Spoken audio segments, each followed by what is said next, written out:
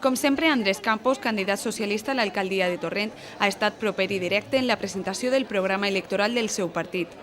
Els socialistes torrentins arriben a les eleccions municipals de 2011 amb el compromís d'aconseguir el canvi i representar el govern de la ciutat.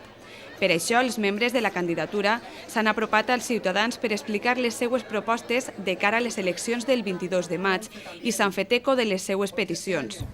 Mañana podéis decir que Andrés Campos copia y pega las propuestas que le han dado los ciudadanos. Todas, todas. Un programa que nace de 170 propuestas de la gente del pueblo. No os descubro nada si os digo cuál es la primera necesidad para los torrentinos. El empleo. Torrent Dinámica. Un proyecto que va a ayudar a que esta ciudad se proyecte hacia el futuro. Campos va repassar els principals punts del projecte socialista, incidint en aspectes tan importants com fomentar l'ocupació, atendre als majors i a les persones necessitades o arribar a tots els grups de població. En definitiva, construir el torrent del futur amb transparència, austeritat i participació. Que lo primero en el programa es un plan de choque.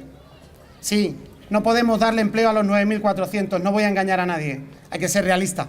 La situación que tenemos es la que es, complicada, dura, con los ayuntamientos, las corporaciones, con la Generalitat en quiebra. Si hacen falta técnicos, formaremos técnicos, y si hacen falta albañiles, albañiles, pero no haremos talleres para gastarnos el dinero de todos, contentando a 4 que luego vayan a votarnos. Eso se ha acabado. A més, el candidat socialista ha remarcat la importància del vot i de que el proper 22 de maig tots acudim a les urnes per decidir el futur de Torrent. El 22 decidim quin model de ciutat volem, quin model de govern volem i és precís que la gent vagi a votar. És importantíssim que la gent isca al carrer, que isca de sa casa, encara que estiga ploguent, encara que n'hi hagi sol, el dia 22 a votar, a decidir què vol de ciutat, quin model vol de govern i quin alcalde volem.